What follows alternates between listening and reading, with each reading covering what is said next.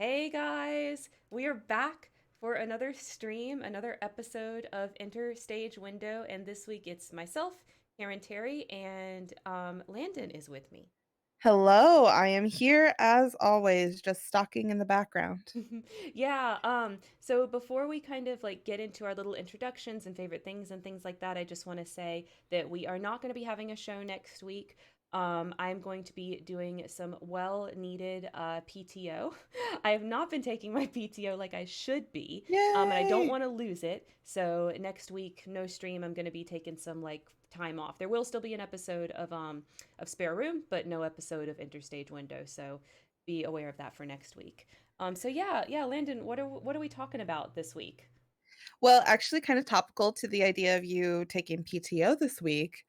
We're going to be talking about the like taking a break from RPs and also talking about like work-life RP hobby balance Hmm. and how do you make sure everything in your life is balanced out and a-okay so that you're being as successful as possible in all aspects of your life. I like it. Yeah, I think that a lot of people are going through that right now, but I know it's probably going to take a minute for people to kind of get logged in. So we want to start with favorite things, right? Just like we normally Yeah. do. Okay. Tell me your favorite thing. So So, guys, I don't actually, I'm not going to do like a favorite thing like I typically do this week. I have something else for y'all. So, I am changing up my Patreon tiers very slightly. Because I don't know if some of you guys noticed, but Patreon will do your merch for you now, and they have a few things that they offer. So I commissioned an artist to make us a sticker. So I'm gonna show my screen and y'all can see what that looks like. So this is the first like reveal of the finished product. So So this is what it excited. looks like. It's the slogan, the make it a great day, like we always say at the end of my videos. So what I wanted was something that was like exclusive for you guys that are patrons. Because I don't know that I'm super interested in selling merch right now, but I love the idea of a sticker, right? That you can have, that you can put it somewhere, and it can kind of like remind you to kind of be in that positive mode as much as possible, which I know is really really hard right now. So with that being I said, oh, go ahead. love it. First, I just need to comment on it. I love it Yeah, yeah, so yeah. much. The colors are perfect for you and your brand, Oh, quote thank unquote. you. And it's just so happy. I love it. So okay, so I'm not sure exactly how this process is gonna work, but just to let you guys know here, I'll drag this over. I got it set up on Patreon, so you'll see like if you are a $10 per month and up, you will get the sticker. And the way that it works, or the way that it seems to me that it works, is that it's all your current and new patrons will get it after 3 successful consecutive payments. Now I tried to set this up for the $5 tier, but Patreon wouldn't let me. They wanted it to be $10 or above. They really wanted it to be $12, but I was like, I really don't care if I lose a little money off of this. It's not a big deal to me. So I set it for the $10 tier, which they let me do. That was the lowest they would let me do. So I think it's like after you're on the $10 tier for 3 months, you get this. And That makes sense. if I click publish, I think it's going to go through. Now I don't know what the next screen looks like, so I'm actually going to drag this off so y'all can look at the sticker for a second because I don't know what it's going to show y'all. But here we go. I'm going to click the button. Click it, click it, click it. Okay, it's live. So if you go to my Patreon now and you are part of the $10 tier, then you can get this sticker after 3 months. And the $10 tier, like it hasn't changed other than this. You can still get the PDF copy of my book for your first month, and then on your third month of being a $10 patron, then you get this sticker. So I'm really, really interested, if you guys like this, if this kind of entices you, if this interests you. And then, I would want to do some of this stuff in the future for sure if you guys like it. Hey, Marina. Thank you so much. I'm so glad. The artist that did this, let me pull up. Oh, I should have had this ready just to show you guys, because does a really good job with all of this kind of lettering art. So if you are interested in this kind of thing, then she has like a whole bunch. Like she has a whole store. So I want to kind of show that off for a second. So let me pull up her stuff real quick. I don't want to show my Twitter to the world, but so let me actually Why find not? her. It's Oh my gosh. amazing. So this is her right here. This is her Twitter handle where she posts art and things like that. And on her pinned tweet right here, you can go to her card, which has all the information about getting her stickers. And you can see they're all like this. She has some fandom ones. She has some like positive Ooh. affirmation ones. She has some like kind of like silly ones, but they're really cool and they're really well done. So like this is her thing. So I was really happy to work with her on this She has some project. Hades Town ones. She Ooh, and 6. does. Oh my goodness, I'm gonna have to go check her out. Yeah, and they're really high quality. Like she was even wanting to know if I wanted her to make me a sample or something like that, which wasn't necessary. Apparently Patreon's going to send me a sample, so I don't need her to do that. But like she does the whole shebang. And it's really awesome, really cool. So, That's so uh cool. that's what I'm doing for favorite thing this week. I know it's not really a favorite thing, but I was so excited about it and I wanted you guys to hear about it first. Because I know that you guys that are watching the stream are kind of like you're kind of like the super fans, right? I know that a lot of you guys are here. They really are here to like hang out with me and Landon. So I wanted to tell you first.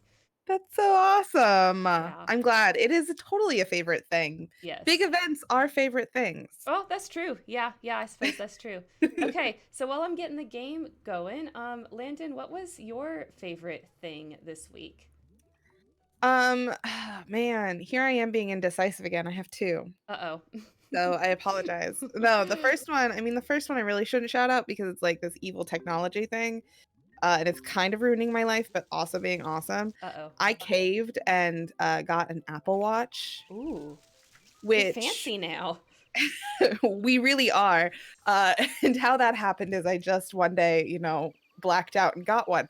That seems to happen when I'm stressed. Oh my For those of gosh. you who are in the chat Hey. right now, hey pickles.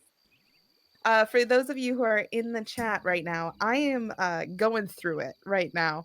And you could probably hear that in my voice, and I'm definitely going to talk about that today.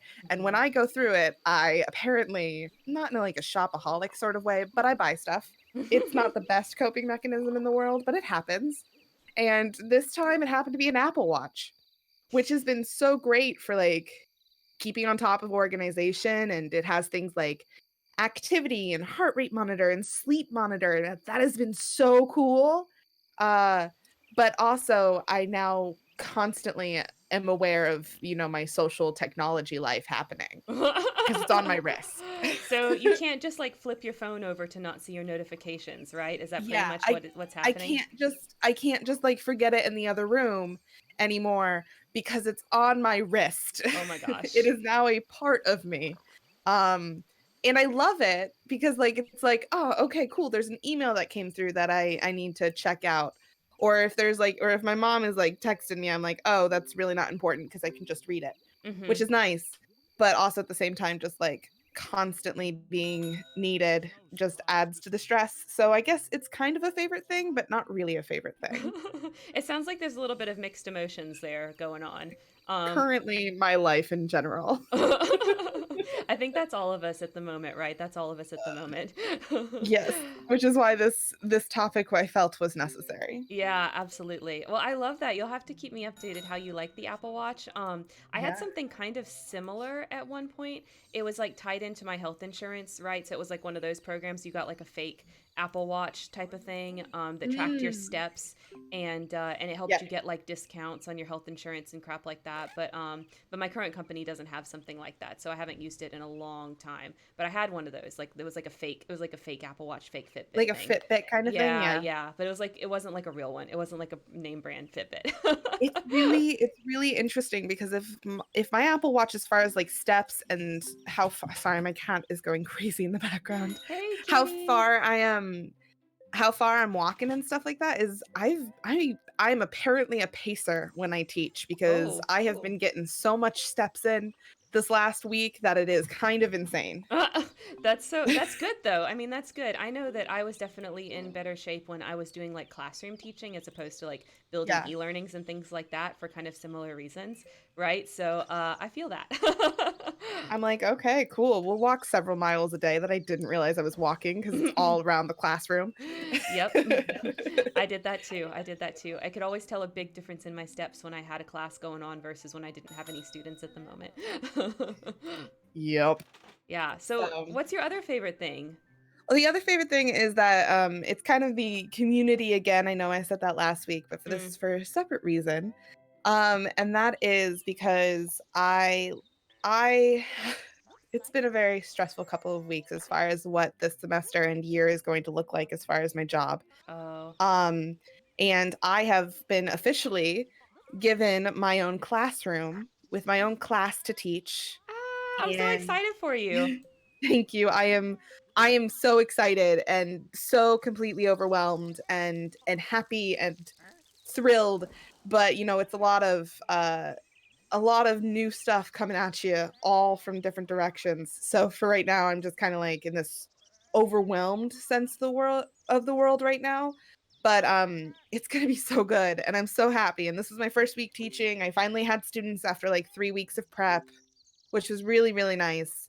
But I discovered earlier, late last week, that how the school is doing it to fight the coronavirus is they are keeping kids in the classrooms that they are in. So my kids come Mm. into my classroom and then they stay all day in that classroom, and teachers switch, which is great, and it helps uh like lower the spread of any sort of germs, which is Mhm. good. But it also means that the kids who are in my room are in my room, and I don't have any supplies for a room because I'm a student teacher, not even a first year teacher, a student teacher. So Deep I was end. like Thrown looking, thrown right into the deep end. yeah, so I was looking at like this, plain bulletin board with my single inspiration poster that I collected for my own personal office, and was like, this could brighten up the gray walls. Oh my gosh. Um and just was like, okay, I need to ask for help. So I went to Facebook and I asked for a library, so that the kids could have something to read. And my community came for me really, really well. And I've received some donations and some books, and it has been overwhelmingly sweet and just utterly overwhelming, and has made it so that these kids will actually be able to read some books this year. And that's been awesome. So I really wanted to shout that out as well, some positivity there. I love that. I love that. And thank you so much for the congratulations, Eric. That's so sweet of you. Yes. I And really appreciate it. if you guys are either interested or know anybody that might be interested, like no pressure. If you're not interested, Please, don't yeah. worry about it. But Landon, could you link that wish list in the chat, Absolutely. and how people can help you out with your classroom if they so choose? Absolutely, and, so it's a 5th grade classroom. For if you don't see a book on this list, this is some of the books that, I don't have that I would love to have. If you see a book that you really liked that is not on this list that's appropriate for 5th year or 5th graders, please, you could totally do that too. I'd really just appreciate anything. Also, if it's nothing and just like good congratulations and warm vibes, I'll take that as well because God knows I'm gonna need it. So Sending you all the good thoughts for this year. I know this is thank not what we you. expected when you very first started this program. I mean, in Not your at all. mind this year you were it was going to be pure student teaching. So Yeah. this is kind of like, exciting and scary. It's gonna be great. I am very positive, even though the panic is very obvious in my voice. It's gonna be very exciting, and so I'm just glad that I'm able to uh, help these kids out too. They've been without school for 7 months. So as much as this is scary and new to me, the way that the world is working right now is really scary and new to them. So I'm glad that I'm going to be able to build a safe environment for them. Yeah, yeah, absolutely, absolutely. I love that. And I'm just so happy for you. Like I'm so happy for you. Like Thanks. I know that this is like is kind of scary, but like at the same time, it's also going to be so good on your resume. Like I Yeah. think that for you anyway, this isn't necessarily going to be true for everybody, but I think for you, throwing you into the deep end like this is actually going to be super beneficial in the long run. I mean, as we have been friends for a very, very long time, you are absolutely right. You can attest to the fact that I have learned best by fire every single way. you do typically do best when you're just kind of like shoved into something and you have to figure out how to make it work. So, Yeah, and if I'm yeah. not panicking, I'm not learning anything. So but I appreciate also, like, that's part of the community too. I appreciate the support that I've been getting from from everybody in the RP community to my friends in real life to my family that has been like, no, you can do this, even though I've been on the edge of being like, I'm not sure I can. So it's been really nice to have that positive support. Yeah, yeah, for sure. So that and my Apple Watch, we're good to go. Well, your Apple Watch will tell you if you're like not getting the right sleep and stuff like that, right? Like It it does has all that. no, it yells at me when I need to breathe. It sends me a little thing that's like, "Hey, Landon, why don't we try breathing deep for 1 minute?" And then it like you're like you can either say no or like fuck you. That's actually not true. You can just say yes. But and then it like vibrates whenever you need to take a deep breath in and then it lets you exhale and it does it for like a minute and then it tells you your blood pressure. And sometimes I'm like, wow, I had really high blood pressure if that was after a minute of deep breathing and it's Oh, still that number. But exciting and incredibly creepy. yeah, but you know what? Hi. Oh my God. So, okay.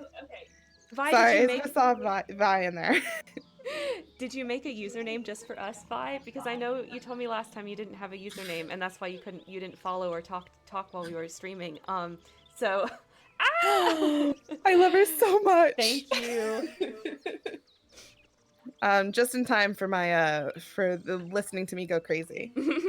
Well, I mean, that's what we do every week, right? It just that's true. It is a if you listen to all these episodes together, you can just slowly listen to my descent in madness. That's the character arc I'm currently going through. It'll be wonderful. I love it. I think you've got your speakers a little bit loud. I can hear myself echo. Can you turn those Oh down just a no. touch? Yeah. Because I That's not can't good. normally with you. So I think it was just the setting is a little bit higher than normal. Is that better? Yes, that's much better. Awesome.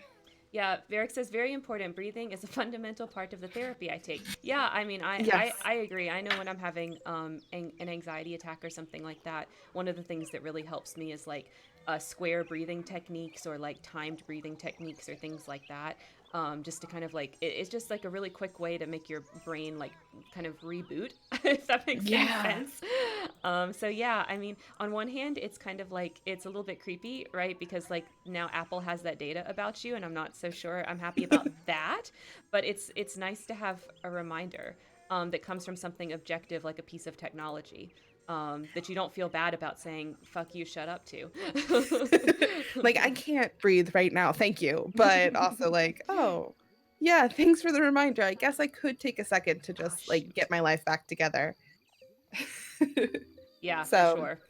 yeah, and then it's just a really cool little tool that I've been enjoying, and I figured Apple knows my search history, so like, what else are they going to take from me at this I point? mean, who knows, right? Like, who knows?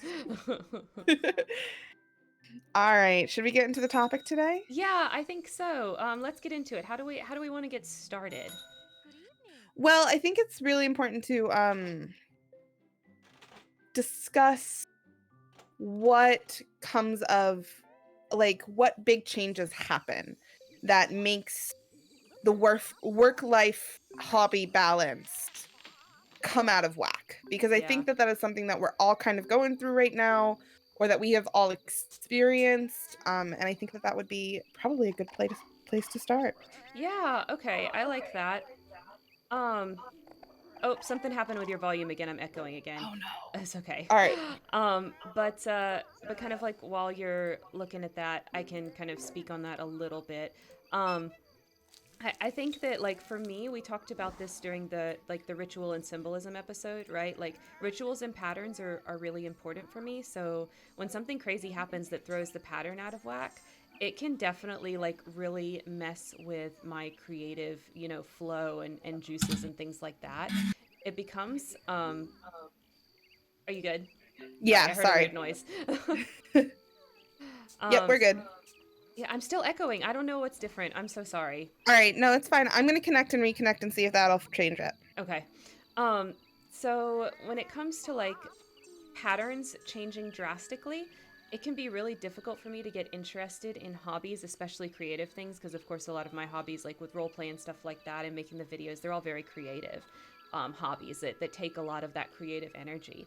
And whenever any sort of like thing happens that interrupts my patterns, then you have to make all new ones. And then it's kind of like my brain doesn't know when it's time to go role play, or when it's time to go write, or when it's time to go make a video. You know, if all of a sudden those patterns are different than what they've been for years and years and years. So in that sense, I feel like that's where like COVID and all of these things that have been happening really kind of get me, right? And then I think lately, like we kind of got into a new normal with COVID, and then it's still going on, which I don't think we necessarily expected back when this all started. It's still going on, and now in addition to that, school is starting for a lot of people. So like Yeah. at my office, all of the parents with that have kids and stuff like that, like they're all of a sudden like having to change their whole patterns, and they're not available when they used to be available, and all of those sorts of things. So like we didn't think by the time school started that this would all be going on, and it is, and we're having to make like completely new back to school patterns, which I think is like something that a lot of people are really struggling with. Yeah, I think it's because everything looks so different. Like even from how school itself is for the kiddos, Mhm. to the adults, to social interaction. A lot of people, especially those returning to school or returning to work or anything like that, because some places, like not even school is opening back up, but we've gotten to the, like you said, this new normal of COVID, and now office buildings are opening back up Mhm. in some places. Mhm. So all of a sudden, social like interactions that you haven't had for 7 months are suddenly completely different than what they were to the previous 7 months and even before that. So it's Yep. this time of change again that Yeah, has been really, absolutely. yeah, that's incredibly difficult. And so I like that it's during these times of changes that that balance kind of gets thrown off. Mm-hmm. Yeah, like I've been very lucky. The CEO for my company is an incredibly understanding person, which you don't always get so lucky. My boss is also incredibly understanding, so I've not had to deal with nearly as much of that as a lot of people have. But there are people that at this point, like I feel like, are going crazy and like really want to go back to the office. So like we've got an initiative um where like if you want to go back to the office, you can now. We just opened it back up last week, so like you can go back to the office if you choose. Now it's totally voluntary. And I personally have absolutely no plans to do it. But I would not be surprised if some of those people that are really like really jonesing to go back into the office, like really, really want to go back into the office, do it. And it kind of like completely throws them off again because they have to try to get back to their old routines that they might not remember as well as they think they do. You know what I mean? So that's something that I'm kind of curious to see exactly what ends up happening with the population that we have that does choose to go back into the office. Yeah, exactly. And to focus on the COVID shifts that are also happening, there's there's a lot of uncertainty still with it. Yes, this is Mm-hmm. our new normal, but like my best friend, uh, a intern at her office, and they do 2 days in. If you want to go in 2 days a week, you can, Mm-hmm. for her office. That intern tested positive. Oh shoot. Then which she had no interaction with the intern. She never shared anything other than possible doorknobs and stuff like that, but she's getting tested, she's currently self-quarantining. But if that happens, all of a sudden the office is shut down for 2 weeks. Mm-hmm. Because no So one it can go in. No one can go in no then. one can go in. So all of a sudden it was like, "Oh yeah, we're gonna start changing how things are," but there is this constant awareness that that new change could end at any moment. Mm-hmm. So how are you supposed to get comfortable in this new routine when that routine can be thrown out of whack at any moment because of the way that the world is currently happening? Yeah, I mean, we have the same concern at our office. Like, we've been very lucky. Nobody that I work with has tested positive for COVID, but they could. And if they do, what does that mean for anybody that has chosen to go into the office? Exactly. Now they're potentially at risk because because because the way that this works, a lot of people are asymptomatic. They just don't know when they got it. You know what I mean? Yep, and there's no way to tell when you get it because it is so contagious. Yep. Because So the it could incubation literally period's be so anything. long. Yeah. Yeah. So, And so it's this constant like that weighs on you, and I know we're not going to just talk about just COVID stuff, but that is certainly what is happening right now in the world. mhm. But it weighs on you, this constant uncertainty, this constant ready for change at any moment. You can't Mhm. relax into, habits and patterns that you normally would, Mhm. unless you are, able to work from home, able to keep the same habits that you've been keeping for the last 7 months. Like if you're not changing your routine right now, then you do get some of that semblance of a little bit of control, but like not even that much because who knows where the world is going. Right. So like even though like I'm able to work from home and it's fine in that regard and there's no changes there, like that has nothing to do with, what we're seeing in the rest of the world, right? Like there is always every single day a new just absolutely horrible news story. Whether it's something in relation to COVID, whether it's something in relation to politics, whether it's something in relation to the protests and some of the social change that we're trying to put in place Yeah. in our country right now. There's always some kind of awful news, and And it's it's rough. Yeah, and it's rough, and it's this I feel like it's this pattern of bad news that we continue that we're just exhausted of. And it's been Hmm. happening. I mean, that's been happening for some can argue for 10, 15, 20 years. Some Hmm. can argue it's been happening specifically since the last 4 years. Of this It just depends on your constant perspective, right? yes, of this ever-changing news cycle, that just is constantly bad news after bad news after bad news, right? And the news and the way that news is told and the way that we have gained information has also changed. It's so much more direct and quick and fast than it was, 12 years ago because of the technology update, Hmm. because internet has allowed that to spread. Yep. So you're constantly being inundated with bad news. None of all of that is constantly changing around you. Yep. Plus, the world and your circumstances are constantly on the, precipice of change. And you're supposed to find a balance on that. It's kind of like feeling like you're trying to balance books on your head while standing on a plank that's on top of a ball that's balancing on a cliff. Yeah. Like, it's like, It's there's so much at stake right now that you can't possibly find balance. Yep, it's too much, and it's really not that many generations ago that our world was a completely different place, right? And so our Yeah. brains are just not equipped to live in the world that we live in. And when you have this constant barrage of change, this constant barrage of bad news, like what are you supposed to do? Like we're not equipped to deal with it. And I think there's a lot of like existential horror kind of that goes Yeah. on, because it's like, for example, you hear about like an awful story in some other part of the world, right? Like there's a lot of political turmoil going on in a lot of South American countries right now, for example, right?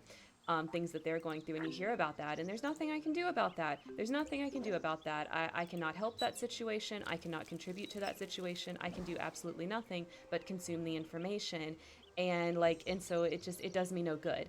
And so much of the news is like that. So much of the news is about things that we have so little control over. Um, Yep. that that I feel like in a lot of ways, the way that this information is delivered to us contributes to a lot of the problems that we have with trying to find that stability. In the sense that, like, I mean, this was a thing before COVID started, right? But it's kind of like Oh, you have absolutely. all you have all of these things. You have all of these things that are a fact of the way that the world works with the internet and in late stage capitalism and all of these things, and now on top of it we've got a pandemic. And on top of it now we've got a pandemic, and so it's just like it's so much, and it can make your brain feel full in a way that leaves no room for the things that you do derive pleasure out of, and that can be really really stressful. Yeah, so I think that the main point of that is, especially now, with Hmm. everything that is going on in the world outside of your even personal life, it is completely normal to feel out of balance at the moment. Like it is like struggling, even if you have more time, to do more free time, quote unquote, that you suddenly don't have to travel the 30 minutes to work and the 30 minutes back from work, or that you've been recently unemployed because of the pandemic, or all of these things that you suddenly have more time to role play or do the things that you love to do. you don't actually, because Mhm. you have to deal with the headspace that this is all taking up as well. Yeah, And Eric that is had a perfectly okay to sit there and be like, "How is it that I have blank more hours a week and yet are less productive than I've ever been?" Yeah, like Eric has a really good had a has a really poetic comment on this. It feels like being stuck in the song "Waiting on the World to Change." Yeah, absolutely. We're stuck in that all the time, Yeah. and I think that when you're people like us that tend to have creative hobbies, and I know like my viewers are the same, right? Because you guys are mostly role players and writers and things like that. When creative hobbies are the thing that gives you pleasure, you have to put a certain amount of energy into them to get that back out of them. And if your energy is being sapped by all of this other stuff, what ends up happening is the moment of inspiration that you need to get to go do the hobby never comes, right? Yeah. Like, I mean, because you have to put in energy before you even begin the hobby. You have to put in energy with like observing the world around you so that you know what to draw, and you have to put in energy doing like research and constantly, learning new things. You have to put in energy with consuming other people's content, so that you can be inspired by new trends and things like that. Like it takes you have to put in, and when it comes to a creative hobby, you have to put in energy to even do step one. and Yeah. it's like a lot of times right now I feel like a lot of people just don't even have the energy to do all that step zero stuff. Like it's just not Yeah. there. And Well, yes, you have more hours, like because there's no commute anymore, because you can't go to restaurants anymore, because you can't do certain time consuming things that you used to do. Like yes, there's more hours in the day, but there isn't really, because those hours are taken up now by like dread and things like that. and having to constantly be socially, like, constantly aware of your body. Are you 6 feet away from everybody? Is Mm-hmm. your mask in check? Have you Mm-hmm. washed your hands recently? Which I know is hygiene, and we should have all been doing that before the pandemic, but because it's on the top of our head, we're all worried about it so Mm-hmm. much more than we were before, Yeah. and it's taking up, 100% more brain space than it ever did before. Mm-hmm. So your hours of the day are filled with that, Yep. and it's a lot. Yeah, And it absolutely. can be a lot for anybody. It is a lot. Like when we decided that we were gonna, open up the office to those people that were really jonesing to go back in, right? Like on the volunteer basis, we had to put together a training on like what the policies and procedures were for going back into the office. Yep. And I'm having to tell grown adults, hey, wash your hands. Don't forget to wash your hands. I'm having to tell grown adults, like, when you're in the hallways, walk on the right side of the hallway and don't pass people. Like, and I know that these are things that in general we do, but now you have to put like thought into it, because if you don't do it, you're not just being rude, like you're potentially putting yourself and others at risk. So it's like this Yeah. whole other thing. And to kind of go off of what you were saying a little bit before, I think this also relates, like, with having to put in creative energy to get creative product back out. That kind of reminds me of like Maslow's hierarchy of needs. For Mhm. those of you who are not psychological, like, fanboys, or have, had several years of therapy like moi, that is the idea of you have needs. In layman's terms, you have needs that need to be met before you can even seek other needs to be met. Mhm. So things like, you need to know when you're going to have your next meal, if you're going to have a warm place to sleep, if you're going to have shelter, food, water, all of that safety before you can start worrying about things like material objects or personal close relationships and other things like that. And then you need to have those secure before you can have other objects that are even more like financial fund money, going on vacation, that stuff. And then you need to be able to have that secure before you can do things like, you know, create. Mhm. And it's those aren't the exact levels, but it is this idea that you have this hierarchy of needs that you need to meet each level before you can continue on to the next level.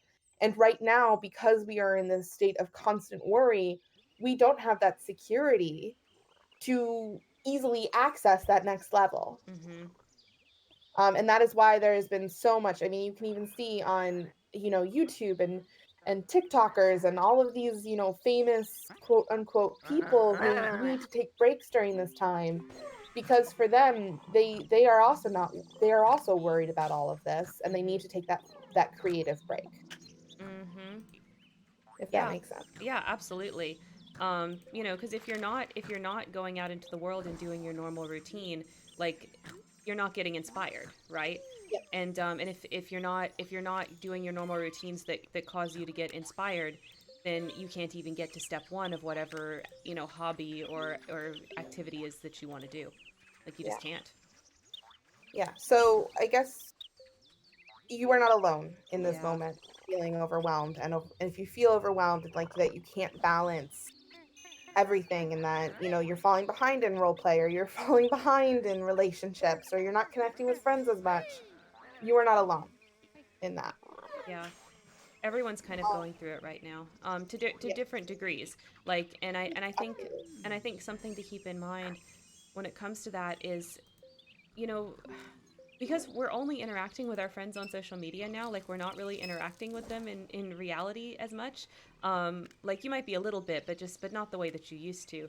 And because of that, like you're even more so not seeing the bad parts, right? So somebody might look like they've got it all together and they're fine and they're good to go, but that doesn't mean they are. They're probably going through stuff too, and they just don't want to bog you down with it, or they don't think it's important, or, you know, they're dealing with it, and so, you know, it's fine. But that doesn't mean they're not feeling a lot of those same feelings. I think pretty much everyone is right now. Like really, truly, I think everyone is feeling this stuff right now. So, um, I don't want this to turn into a bash the pandemic sort of, uh, podcast again, because we've already done that episode. We did. But, I do think that it is also important to acknowledge that there are other times of change that can affect, and have this not being able to focus or throw life out of balance sort of effect. Mm-hmm. You mentioned one of them being like school starting. Mm-hmm. It is very, very common for end of August, beginning of September, mid-September to see a fall off. If you're modding an RP to see some of the people who might be in school fall off of the RP, Mm-hmm. or not as many people coming to write or apply for your RPs. That's very common during this time of year because school is adding one more thing to your life that you have to balance. Mm-hmm. Mm-hmm. Yeah, we've experienced that during this time of year plenty of Absolutely. times. Like it's very, very normal for August and September and pretty much all the way until Halloween to have kind of a lull, right? And then Yep. somewhere around Halloween things kind of pick back up again in kind of this different cadence that happens during the holidays. And then that Yep. kind of continues all the way until January when we tend to have like, you know, our biggest portion of activity, which is in the end of winter and the spring, right? Yes. So it's totally, totally normal. And that's kind of part of why we're talking about it now, because I'm sure for a lot of you guys, um, most of the states are back to having kids in school now. Most of the colleges are back open now, which means that all of our routines are changing, even for those of us that aren't directly affected by the school like I am. I'm still tangentially affected, right? Because all of my coworkers that have kids suddenly are having to rearrange their schedules for the kids, which changes how I do certain things at work, right? So like just everything changes around this time, and anytime that there's a routine change, it's going to affect people creatively. And Yep. considering role play is something that's just like it's a hobby, right? It's very, very easy to just kind of be like, okay, well, I'm just not going to role play for a little bit. I'll come back when I have time, and that's normal, right? And I think that for a lot of people, they feel guilty when they do that, but I don't think that's appropriate because roleplay will always be here. Like it's not going to go anywhere. That is People have very, been very role playing ever since the internet existed, so true. it's not going to stop. That is very, very true. Yeah, I think some other times of changes are going through a job change. yeah. If you either, even if it's for a better job, you're moving up in the company, or if you're in a new position, or you change companies, or even if you become unemployed, Mhm. um, this is going to cause a huge change and a huge shift in what you have to balance, which is going to come out of your creativity. Yep. It will. Um, yeah, having a baby, that's a Mhm. huge one. Either even if you have other kids, adding another one into the mix.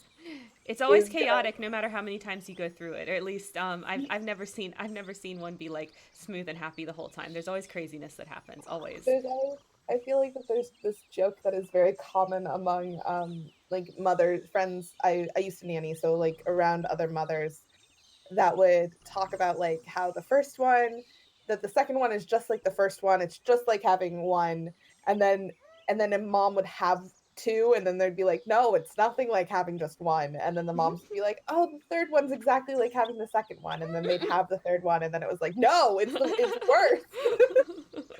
Oh my gosh, that's so true.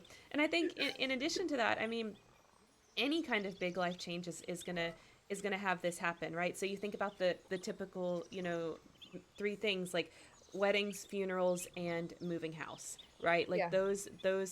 any of those life events, you're gonna end up in the same situation where you just have to devote energy to other things, and that means that you don't have energy for creative things. Yeah. I think grief is a big one too, which is Yeah. kind of what we're I mean, grief and being overwhelmed have a lot of similar traits. Mm-hmm. We're kind of in the grieving process as a society right now, get grieving what used to be, what we are not currently. But having personal experience with grief, if a loved one dies, um, that will throw everything out of balance. Mm-hmm. Even if it feels like nothing has changed because it's someone that you don't necessarily see or talk to every day, you can still have that grief and you're still carrying that grief around you with you. Yeah. Yeah, and I think that's something too that I think is important to remember when it comes to like major life changes. Um, Sometimes we don't always get to choose how things affect us, like emotionally and inside. And I think it's important to make sure that we're always having grace with those sorts of things.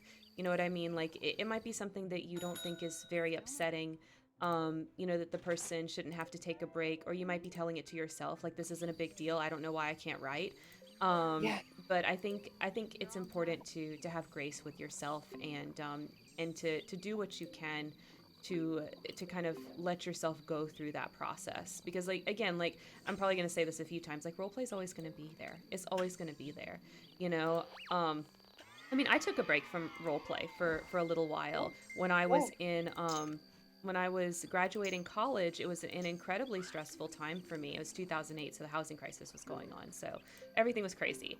Couldn't find a job, all that sort of stuff. And so during that end of college and beginning of my career, like I didn't role play. Like I took a few years where I just didn't role play because I just couldn't handle it, right? It was just too much stuff going on.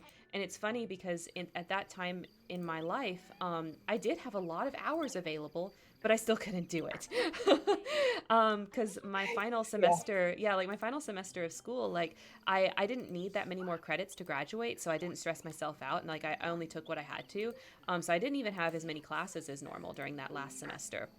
And then when I started working, finally, it was this call center like tech support job, and it was really easy. Like that's something that comes really natural to me. So I had no trouble with the job itself. So I did have like hours of free time, but it was just mentally there was so much else going on with the huge change in routine that I couldn't get interested in things like role play.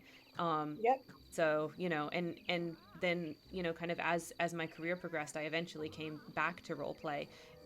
It's funny like the in some ways the more I fill up my life, the more I end up creating.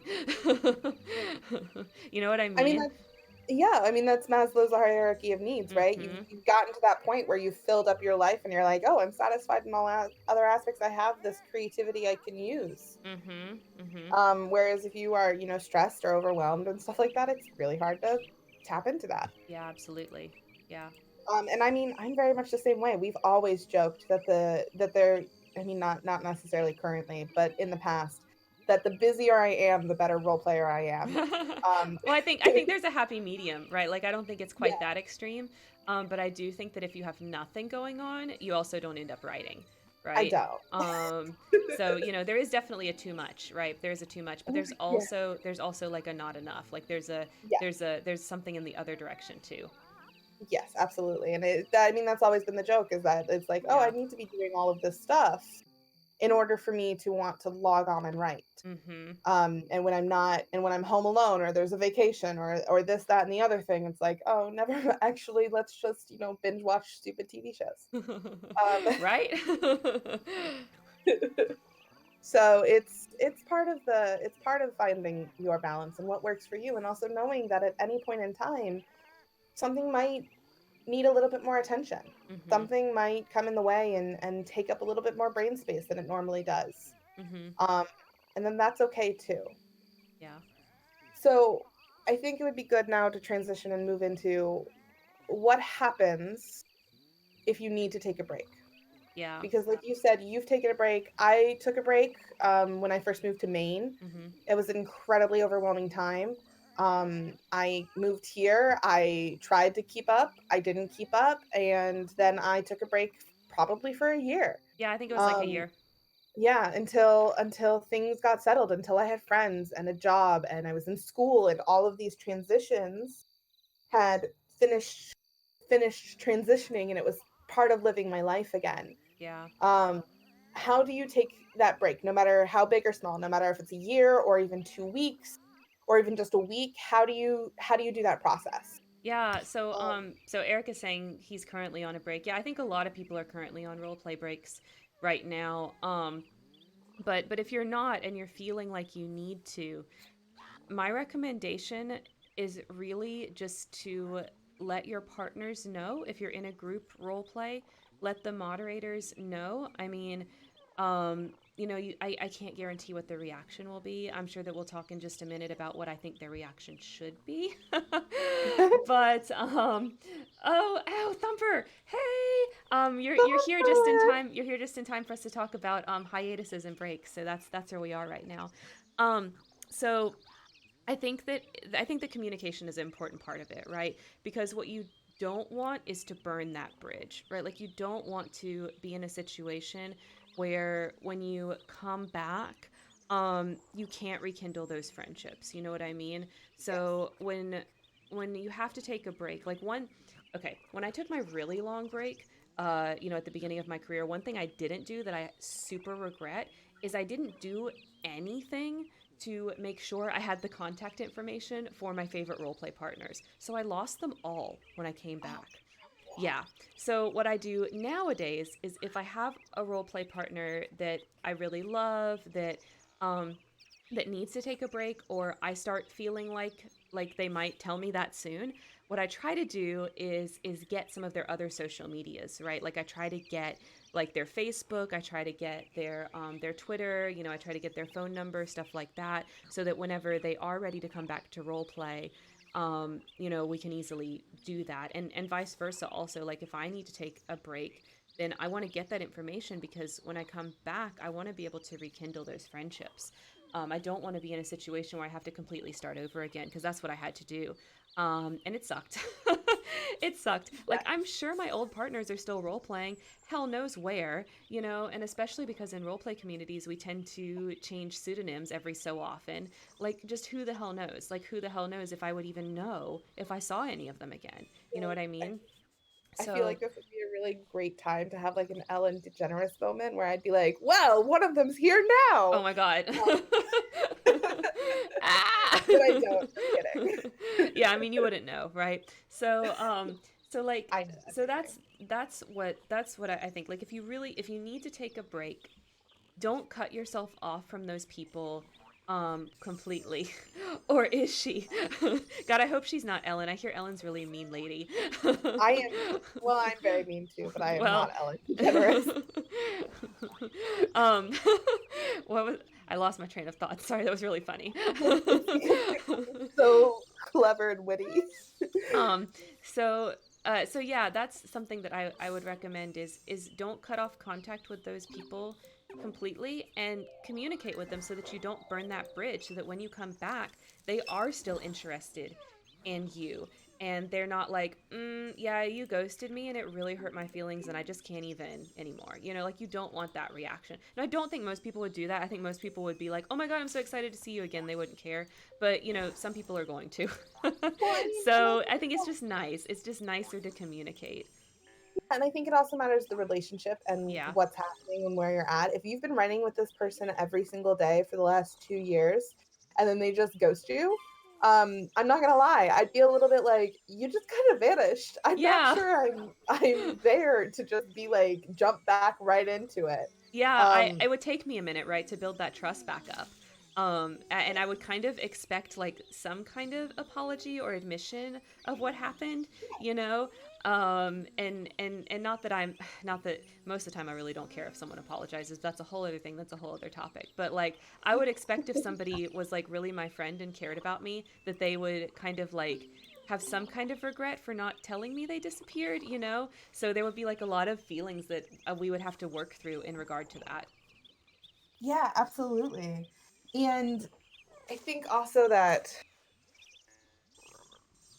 as long as there's open and honest communication, as long as you're keeping people in the loop, things are good, right? Yeah. And that's you build like, let's be honest, online friendships are friendships. Yeah. And I wouldn't just in my everyday life. I know at some points ghosting is good, and I know you have opinions on that. Oh yeah. But at some points, I wouldn't in my real life just like, I wouldn't just like change my number and leave town Mhm. if I needed a break because I don't Mhm. think that that's the healthiest way of handling it. And kind of ghosting someone online and then changing your username is kind of the same thing as Yeah. that, right? I mean, I definitely have opinions on ghosting because what I see in the roleplay community is people like crying because someone ghosted them after they talked to them once, right? And like Oh, I don't then agree. Like if someone ghosted you after a first date, like get over it. I'm sorry, but that's just not. yeah, It's that's just great. that's not like that's not really a thing. Like calm down. But you know when you have somebody that's like a roleplay partner that you've been playing with that you want to make sure you'll be able to come back to, it's important that you don't ghost in that particular situation, right? Because you can't, because you don't want to have to go through all of that with like when you do come back them being like I'm not so sure anymore, like we might not be able to do this, like it's just you just don't want to go through that, and you don't want to put them through that, you don't want to put yourself through that. Yeah. I also think an important thing is being upfront and honest, Mhm. letting your RP partners know where you're at. Mhm. Um, even if it's like even if you're not ready to sit there and be like, "Hey, I need a break." Sitting there and being like, "Life is crazy right now and this is what's happening Mhm. and I'm feeling overwhelmed." Like even that will start gearing up that conversation to happen. Yeah. And that is an important part of like having that relationship and that communication and making sure that that relationship can withstand the break that might be Yeah. happening. Yeah. Um if you're in a group, also most groups have Thank you so much for the hiatus. follow. Oh, yay. Um most people in a group have hiatuses for Yeah. this purpose. Do you want to talk about your ideas with hiatuses? Yeah, and I just want to echo a comment that Eric made here. I would be hurt if people from my main RP group decided to just up and leave, but I've ghosted multiple people who just DM me for roleplay and then they didn't have any ideas or characters that matched mine. Yeah, absolutely. So when I have a lot of my messaging that's like ghosting's not a big deal, y'all get over it. I mean that's like the subtext of it. In the video that I talked about it, I'm much kinder, right? But I'm not scripted right now, so sorry, y'all are getting full force. But like, I'm really talking about those situations where it's like, dude, you talked to them once. It's okay. But if it's somebody I've been role playing with for like a year, or I've been talking to for a long time, like the expectations are different. The expectations are different. Like the expectations are, you're actually my friend. Treat me like my friend, not just some rando on the internet. You know. Yeah, I think that Um. there's a there it's very hard to tell, but I think that there's an investment threshold. Yeah. When you get to the point that you've both invested enough that you truly have invested like time and energy into each other Then it more matters. than more than one evening, then Hmm. having a conversation matters. And that conversation can even be like, "Hey, I'm not feeling this anymore. Bye." That's not ghosting. No, it's not. No, it's Like, not. it might not feel good to just be like, "Bye, peace, block," but at least then, like, that's not ghosting, I think people also consider that ghosting. I That's think just they do leaving. too. Yeah, I think they do too. And it's not. And it's like, no, they said bye to you, they just didn't do it the way you wanted. Like, sorry that they were rude about it, but that's not ghosting. Okay, hold on. I very quickly, since we're doing levels, I also need to talk about Caspering, which is something that I've realized happens in real life and kind of can happen online. Okay, And wait, that what? I for have an not example, heard this word before. okay, so it's happening to my friend in real life, and that was they were talking and communicating, went on a few dates, stopped, and then like ghosted each other. Hmm. But he's still really involved on her social media Like, he and still like likes her stuff even and though he ghosted commenting her? on stuff. Ah! Oh, And so that's kind of it's creepy. called Caspering the friendly ghosting. And it's so annoying. But I think that also happens in RP world where it's like, hey, I'm gonna stop DMing you, but also talk to you in group chats. Oh, That's that like so that happens, happens. right? That so happens. And And sometimes that it's is really hard to articulate yeah. why you're doing that. And it's really hard to like confront yourself if you find yourself doing that. And I think the reverse, when you have it happen to you, it's really hard to message the person and be like, why are you doing this? I'm getting really confused. Like, I don't hate you, but I'm really hurt. So like, help me out. Like, that conversation is so hard on Just be both like, yo, I'm ends. not into this. Yeah, well, because sometimes, well, this happens, and I think of like times that I've done this. Like, there are 100% times that I have become friends with someone. Oh, hey, Rose. I become friends with someone, and I enjoy the conversation with them, and then we try to role play, and I'm just like, yikes, we don't match. It's like so hard to be like, dude, I love you, but your character is garbage. Sorry. You know, nobody wants to hear that. Nobody wants to hear the reason why we're not going on a second date is because, you know, like Sasha said, like last week in the online awkwardness, is because your eyes are too far apart, right? Like, nobody wants to hear the roleplay equivalent of that. Um, Yeah. but I do think that that communication is important. If you are going to cut someone off and not tell them and not talk to them about it, like, it's rude to do like little hanger on things like that, like going and liking their selfies and things like that. Like, that, it just, that's like this level of like, just, I don't know, it's like gives me like horrible goosebumps, like, ugh, feelings. Yeah, no, it's an interesting concept that I think is just solely an online thing because you can't do that in real life, right? Or, like you No. can with social media, but you can't like that would be the equivalent of going on a couple dates with someone at the office, them never calling you again, and then also constantly waving hi to you as you pass in the hallway. Yeah, or like finding excuses to go to their desk when you don't really need to, like Yeah. after you ghosted them. Like, that would be so freaking awkward. Like, Thumper, the sure, you mildest form of stalking ever invented. Yeah, it kind of is. I think that's why it gives me like the gross icky goosebump feeling, because it's like this kind of like socially acceptable form of stalking, and I'm yeah. just like, ah, like, they're not really doing anything bad, but at the same time they're doing something kind of bad, you know. As Thumper said earlier in the chat, pick one. Yeah, please pick one. My God, do not play those games with me. I do not have time for that. My heart cannot take it. But yeah, that's Um, another situation where like communication is key. Like, if you're feeling that way, like, you just gotta rip off the band-aid and freaking tell somebody. Like, just just tell them what's happening, and so that they're not going like, why, you know. yeah. Okay, so So back hiatuses. back to hiatuses. Okay, Let's okay. touch on that. So Sorry for my Casper tangent. oh my God, it was such a good tangent, though. It was such a good tangent. Okay, so hiatuses. I have a methodology that I use for hiatuses, and I've talked about this in videos before. But I just want to kind of reiterate what that is.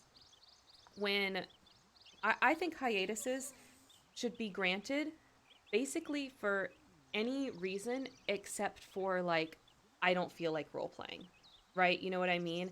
Yeah, And so I don't grant hiatuses for things that are like, I don't feel like role playing, right? But I will absolutely grant hiatuses for this or life event I've happened or lost something. Yeah. I've Yeah. lost news. Yeah, like, I just don't do that. Like, if someone's like, I lost the muse, I don't, then okay. So this is my philosophy. I will not grant a hiatus for that. And it might seem mean, but this is what's going to happen instead of the hiatus. You're welcome to leave the role play if you're not feeling it anymore. That's okay. There's no hard feelings. When you are feeling it again, come on back.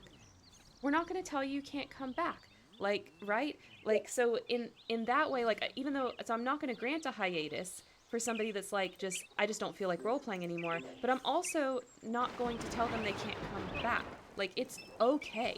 It's totally okay to leave and then come back later whenever, you're good to go, with whatever it is that's going on in your mind. Because I think what happens to a lot of role players is we get a lot of like of feelings about like, well, I can't just leave because then I'll lose it all.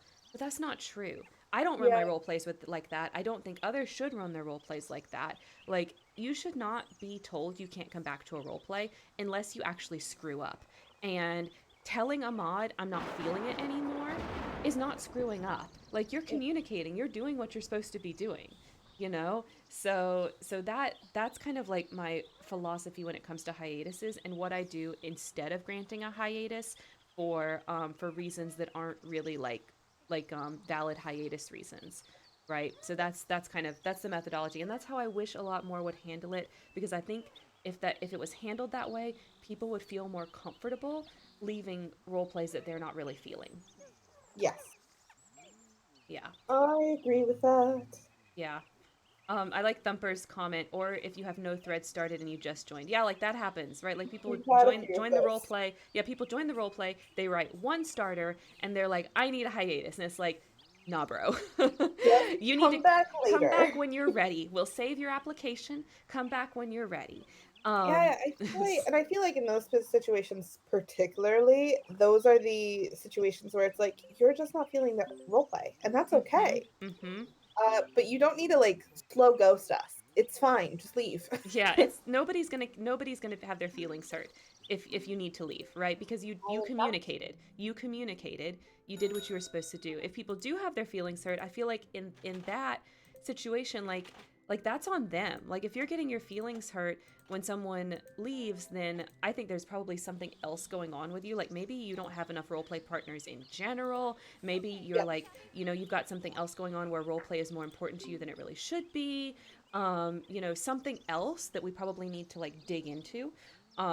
But yeah, I don't think it's valid to like take it out on someone else when they are doing the right thing and communicating with you that they're not feeling it anymore. exactly. Eric just said a great thing for forum RPs. Mm-hmm. To copy and paste your stories into a document and then let your partners know what's going on Yep. and then let them know that the story is saved. Then when you come back, you can pick up right where you left off. Bingo. And then you're good to go, and you don't have to feel like you've lost anything because you haven't. It's still there. Yes, exactly. Yeah. Um so yeah, and then you have other rules with hiatuses like end dates. Oh yeah, you have to have an end date. You can't just take a hiatus for forever. Because again, like, because I'm gonna let you just leave the server and come back whenever you're ready. There's no reason to take an indefinite hiatus. There's no Yeah, and reason.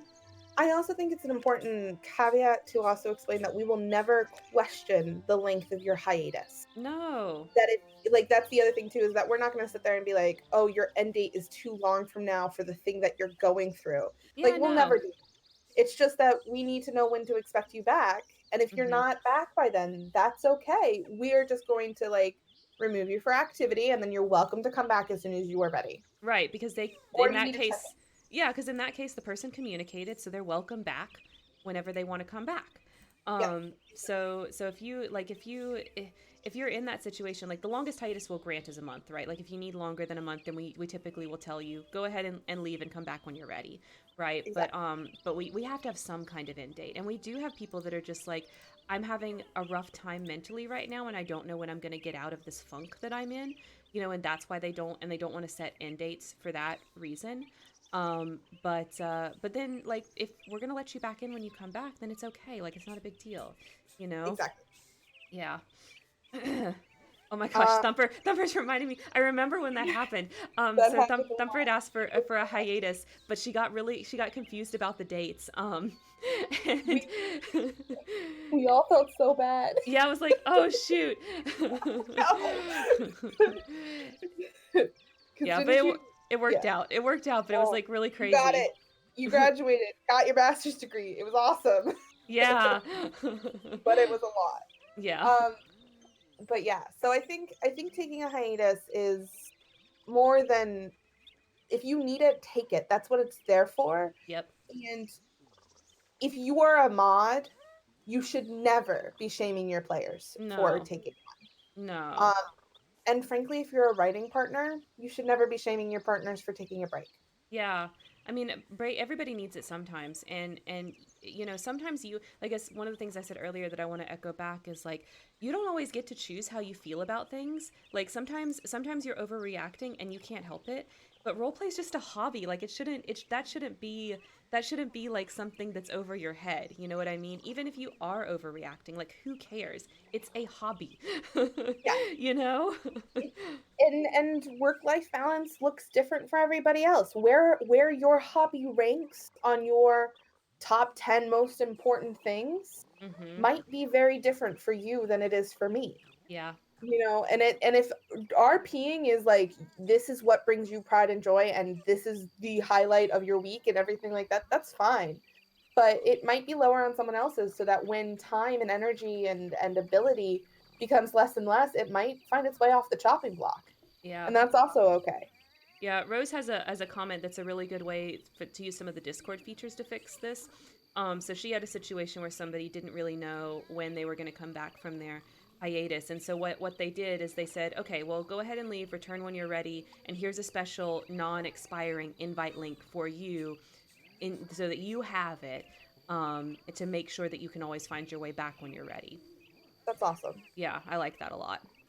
I I think like that a lot. that's a good compromise. That's a good compromise because you're not Yeah, putting everyone else out thinking that they're waiting for this person that they don't know when they're gonna come back, but you're not making that person feel like they're gonna lose what they've built, exactly. by leaving. And that you're also, and if you also feel comfortable, kind of an extent of that, if you don't have the unexpiring link or non-expiring link, just sitting there and being like, here's a friend request. Message me when you're ready to come back. Mm-hmm. Or, that could also be a part of a mod job to just be like, oh, we're friends on Discord, we're friends on here, wherever. When you're ready to come back, you're welcome back anytime. Just let us know. Yep. Yeah, I think that's really Um, important. And I think yeah, if people are able to get through that feeling of if I leave I'm going to lose it all, they're not going to feel as ashamed to take hiatuses or feel like they need to take hiatuses that is really just them expressing that they're not as into it as they want to be, or things like that. yeah. Also, I think it kind of has to go with that like losing it all thing. Mhm. Um, Taking a break is not failing. No. You didn't fail at RPing because you needed to take a step back or because you weren't capable or able to do it the same way you did it 6 months ago. Yeah. That is not failure. You are prioritizing what you need to, and it's okay if things happened that it's no longer a priority or it's a lower priority than like making money. Yeah, or whatever it is, like making money, there could be some kind of family Yeah, obligation. Like there's lots of absolutely. other things it could be. Self-care, anything. It's Mhm. okay if it slips off. That is not failing. Yeah. And it's important to remember that because I think we all have this like I think it's human nature and maybe society nature to have this like internalized feel of fear of failure and that having to give up on anything is actually essentially failing, Yep. and it's not. Yeah. It's simply reorganizing and prioritizing. Yeah, I mean, we're kind of taught, like, I feel like our school system kind of sets us up for this, right? Because the way the school system is set up is, you have to turn in things at a certain time and you can't ever stop or take a break. Like, you can't be like, I'm not going to attend school this semester, I'll come back next semester. Like, that's not an option, Yep. all the way up until you get through 12th grade, right? Like, that's just not an option. So I think we kind of we get wired for that expectation, and that's just not true. That's just not true. It's not true in role play. Like you're not Yep. failing at role play by taking a break and coming back later. You certainly are not. And most people and all good partners in my opinion will recognize that and have Yeah. probably at some point experienced that. Yeah, they've probably done the same thing. Like they've probably been on the flip side of it. Um, Um, and to also kind of piggyback on top of that, if you are the person whose partner is taking a break, it is okay to be disappointed. It yeah. is not okay to project that disappointment onto them. Yeah. They are not taking a break as anything personal against you, especially if they're taking a break from RPing in total. Yeah. Um, it's okay to sit there and be like, "Oh man, I really love writing with you. I really love this connection." But it is not okay to sit there and be like, "I can't believe you're doing this to me," Yeah. because it's not you. Yeah, like I think it's perfectly fine to be sad about it, but you just have to be careful about how you're putting that on them versus like owning your own sadness. And that's why I think it's really, really important when it comes to role play is to um, make sure that you keep a balance of how many partners you have versus what your needs are when it comes to role play. Because one of the times that I, that I got so wrapped up in like a lot of these feelings and struggles and things like that, was basically boiled down to like I didn't have enough partners. Like I didn't have enough partners for the amount of writing I wanted to do. So I think the ownership is on the particular role player to like if you're feeling hungry, right? Like if you're feeling hungry for more role play, put in the effort to look for more partners, right? Like if you Go get feel that, yeah. yeah, like if you feel people pulling away, like they're getting busy or whatever, go find more partners. Like you can role play with as many people at once as you want to. You don't have to have just one or two partners, you know? Yeah, So or find I think that's or important. find other yeah, or find other avenues. Like I'm gonna use you as an example. I'm assuming that the reason why you're looking into writing little ficlets is because you are kind of craving that writing, Yeah, like there's and not a people are getting busy. Yeah, because so much of the writing that I'm doing right now is like nonfiction, right? Because I write a Yeah, ton for work and I write a ton for the scripts for videos, and so like I feel like the fiction nonfiction balance is like super off right now. So yeah, I opened up an AO3 to try to do that. I didn't I only wrote one thing. that's fine. But And you it's wrote something. right. And teenagers, please don't go read it. It is explicit. So adults only. It's just one of those things where it's like I feel like I'm writing more nonfiction than fiction, and that doesn't feel right to me. So I'm like, let's figure out how to fix that. So it Um, is you are in a way essentially feeding your hungry. yeah, Like you're hungry for the nonfiction, you're finding a way to solve it, and you went in and out and solved it. yeah, You didn't resent the nonfiction that you've been writing. You didn't yeah. resent that there are other aspects not writing here, there, or everywhere. You sat there and was like, "How can I fix this? I'll fix it." Yeah, yeah, Same thing can be done on RP. yeah, exactly. Like it's important that if you don't feel like you're role playing enough to put in effort to find new partners. Like that's really what it boils down to. Like I don't think I've at least never found it. I've at least never found it to work where I tell my existing partners they have to write more for me. Like that is I can't, there's been no situation where I've tried that method and it actually panned out. But what has panned out is putting an effort to find new partners. Like, yeah, it sucks because then you have to go through the process of kissing all the frogs, right, to find the prince. And it's annoying and it's frustrating and it's time consuming, but it works. It works, and you might find that, they inspire something that you didn't have before, or they, Yeah, fill that thing that is missing, or that, your other partners come back and are able to feed that as well, and then you're even more full than you ever knew. Like, yeah, that's fine too. yeah. Um, yeah. So yeah, basically what Pickles is saying is don't be toxic. Yeah, please don't be toxic. Like Um, don't take what you're feeling out on your partners. They're trying their best too. they really, really are. Yeah. Um, okay, I think we also need to talk about when it comes to hiatuses, but also long-term breaks, Mhm. how to come back. Mhm. Because I think that there's also this expectation put on us, those who take breaks, and maybe even put on the people who the partners, um, that things need to pick up right where they left off, Mhm. and they don't. Yeah, they don't. They can't. Yeah. If I someone takes a year break from you, you're not gonna just start on the same old smut scene that you were halfway through when they Yeah, left. because you're not going to remember what the hell was going on. Like you're going to be like, where's the arms and where's the legs and where's the, it's not going to make any sense. So I have found it much better that when breaks happen and we come back, that we start everything up fresh, right? Yes. So that's been my method. Like if I take a break that's longer than a couple of months, I expect when I come back that my brain is just not where it was in those old stories and we need a new story, right? And even if it's like the same story but we just start at the beginning again, like that's valid too, right? But like picking up like a thread that was half finished is just it's just not going to happen. At least it never has for me. You know, Yeah, I mean, sometimes having saving them I think is still valid, like we talked about saving them before, because rereading them can kind of help me get back into that character and that inspiration. But personally, I still can't pick back up that same scene. I can't even pick up that same dynamic, to be completely honest. Like, It's hard, I right?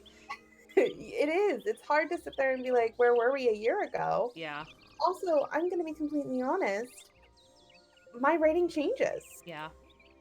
As it would with practice, Yeah. or, if you took your break and during that break you did more solo writing, or you found other small ways to RP, or you did more scholarly writing, or you read more books, that's going to affect the way that you write, and even Yeah. the characters that you're going to be interested in writing. So trying to pick up that character from right where you left off, you're not the same person you were a year ago. No Yeah. one's going to be. You can have the same basic tributes and basic personality, but you're not the same. You went through a year's worth of experience. Yeah.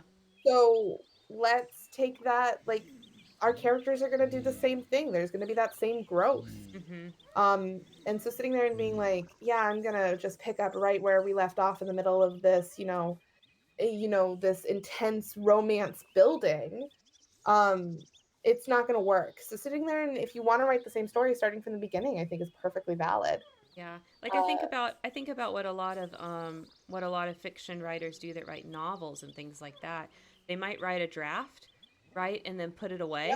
And then when they come back to it, they start over again from the beginning, right? And yeah, rewriting it as a way to I kind of like incorporate their new thoughts into the draft as opposed to trying to edit something that they wrote a year ago.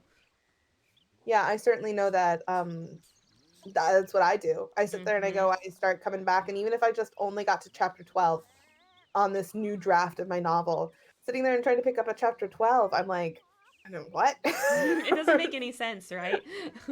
Yeah, Like, so maybe I wanted to go in a different direction, or I don't have the steam and the buildup that yeah. Did you have before? everyone that Yeah. you had before. Mm-hmm.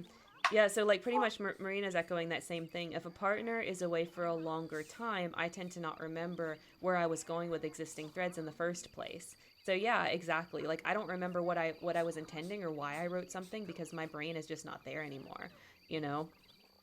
And then Pickles says, "My writing is going to be so much worse when I when I left after getting more into D&D and vocal RP." Yeah, I mean that's a totally different thing, right? Sitting around a table and doing a tabletop role play, it's a totally different thing than writing. Yeah, and he's saying that his writing got shorter.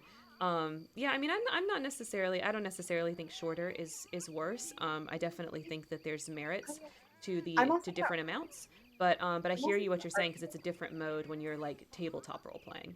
Yeah, I'm also gonna argue that, and I'm gonna go, if you're vocal RPing, imagine how much better your dialogue's gonna be. Not having never written with you, I don't know what your dialogue was before, so that wasn't trying to be shady. But if you have embodied the character physically and vocally during D&D sessions, you're going to have a better idea on how characters talk and how, actual conversations go.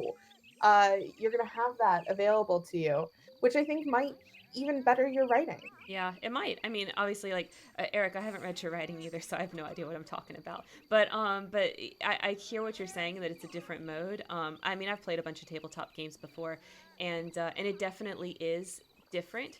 You know, when you're playing a tabletop character versus when you're writing a role play character. But I do think that there's still things that you can draw from because if you think about the conversation, like the dialogue that you were doing, and you also think about things like you know, how did it make me feel inside, like what did some of these situations do to my body, right? Because you like when you're going through combat, like it can be really like intense and things like that. So I think you can still use those experiences to bring new fresh things to your writing. I don't think it has to be worse. I don't think it has to be worse. I think it's just going to be different. Yeah, 70% of my paragraphs are full of emotional fluff anyway. Whose aren't?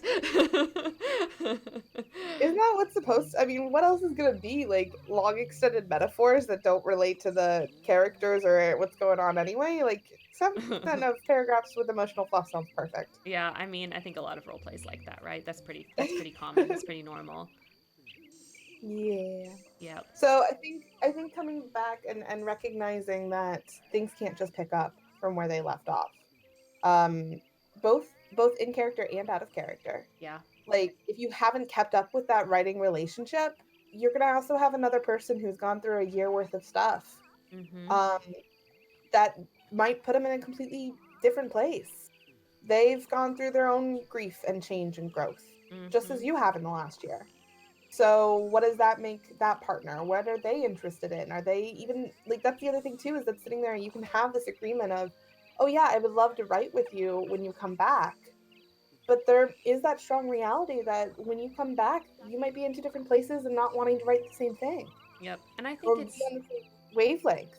yeah, and I think it's valid. That when that if I think it's okay if sometimes role play friendships change, where they become less about the writing and more about the friendship. You know what I mean? Like I think that's valid. Like you might still enjoy someone, um, on a personal level, but you just might not want to write with them anymore. And I don't really think that's a bad thing. Like yeah, it can hurt, right? Because you have those fond memories that you wish you could rekindle, but things change, things change.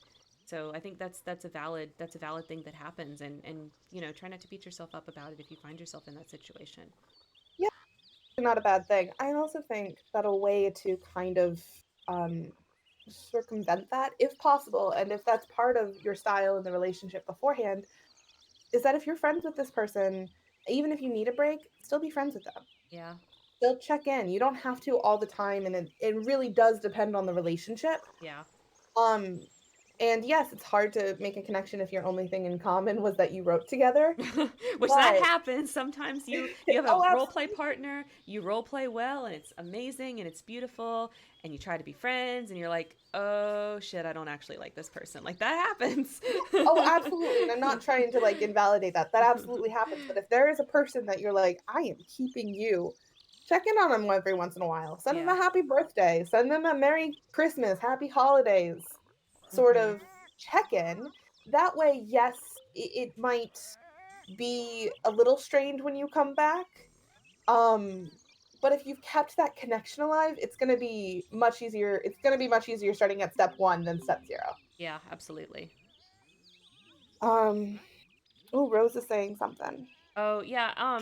So Rose is making some really good points right now about like, it's not always about writing a huge amount, and I Yeah, 100% agree with that.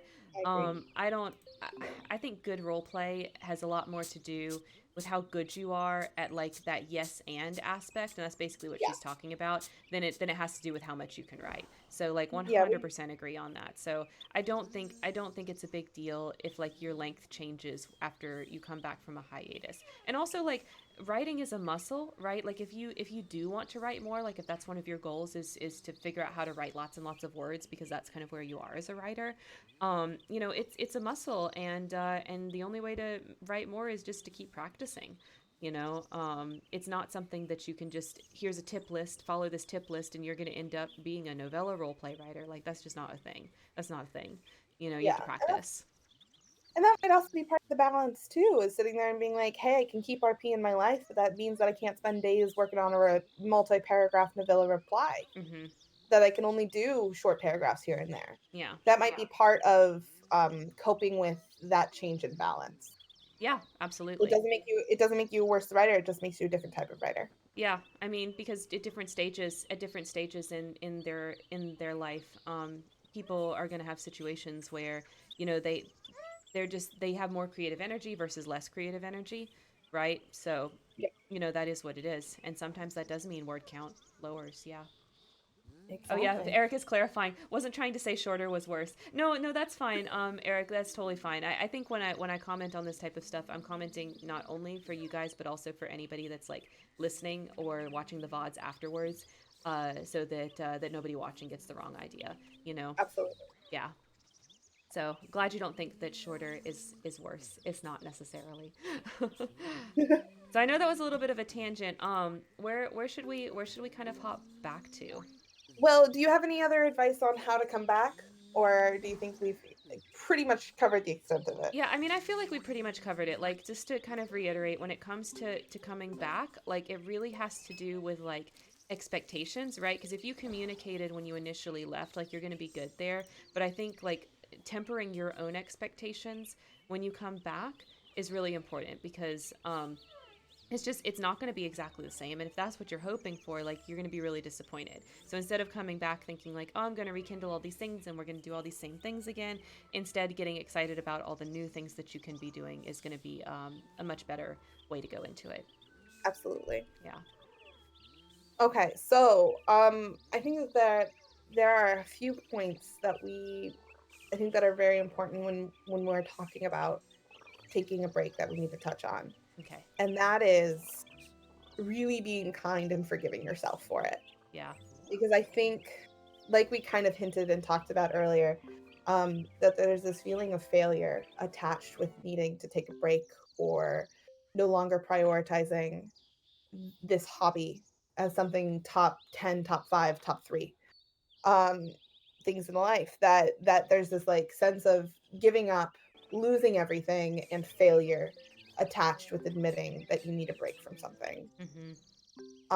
And it's like we said earlier, it's not that. And really in this time you have to treat yourself kindly. Yeah. Yeah, I think it's really important. Like online, a lot of times you end up with like people talking about things like self-care and stuff like that, but I think a lot of self-care is really what it really comes down to is having patience with yourself. Like Yeah. there's gonna be times where you wish for something different than the reality of what's happening. um and I think it's important to be patient with yourself and to make sure that you're not kind of putting more on yourself than what's necessary. Yeah, I have definitely fallen into the trap of feeling like I can't acknowledge the change, or that Mm, the change is bringing about failure because I'm not doing everything as good as I should have been doing or I was doing previously because of this new thing that changed. yeah. And then I beat myself up for it. I'd sit there and I'd be like, "Well, I'm not RPing as much right now as I have in the past. I'm barely keeping it together." I mean, we're gonna be completely honest. I'm barely keeping it together as I it mean, you is right just now. started a new job, so it's like, duh. 100%. But of course, like, it's this circle of I'm beating myself up on it because this is an incredibly important hobby, and this community that I've built is incredibly important to me. Why can't I just engage more? And that's what my brain is doing. And that's what everyone's brain does when something new happens and things change. Hmm. And what you have to do is just be like, "Brain, shut up. You just started something new. You're rebalancing, you're redoing things, and it's okay to be thrown by it." Yeah. Um, and you have to, yeah, it's that self-care, but it's also that treating yourself kindly, respecting yourself, changing your thinking behind it. Um, and even if that means having to search for answers as to why things are the way they are, or just accepting things are the way they are, or communicating, Hmm. find what is best for you to be able to express this like shame, grossness that comes with everything. Yeah, and I think something to keep in mind is that in most situations, like I want to say all, but it's not all, but it's is the vast majority. You're beating yourself up more than anyone else is ever going to. No one 100%. else, no one else cares or has concerns to the level that you have cares and concerns.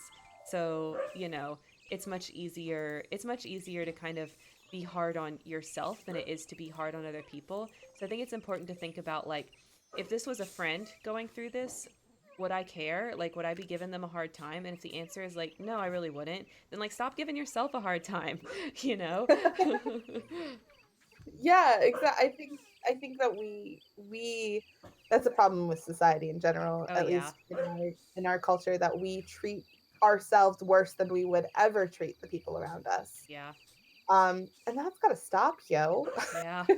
Yeah, you are as important as your friends are, and you would never let someone say such mean things to your friends as you do in your head say about you. exactly. Give You me one shouldn't do second. I that. gotta step away from the microphone. The dog's Oh, barking. I'll okay. be right back. Okay. Oh no, now it's my turn to just rant at you all. That's terrifying. Um, but yeah, I think that is an incredibly important to just, like we kind of joked about when I was talking about my Apple Watch earlier, taking those moments to breathe, taking those step backs, realigning with what is important, and recognizing that you can't do everything.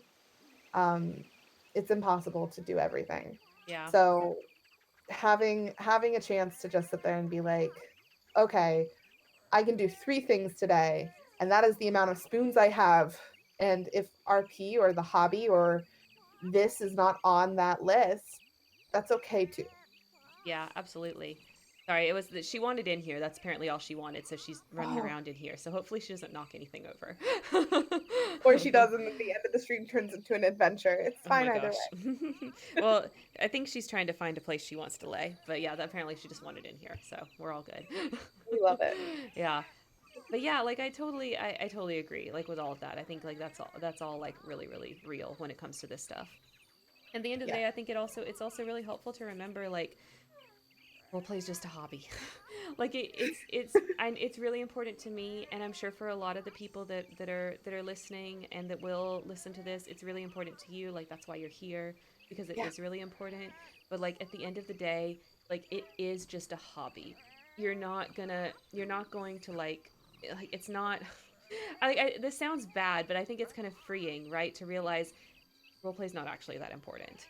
And I No don't one's mean that as in like you're invalid for caring about it, because obviously like I care a lot about my roleplay too. So, but it's Yeah. more like you don't have to take it so seriously. Like you don't have to beat yourself up about it. Like it's not that big of a deal. There are more important things in life than one specific hobby, right?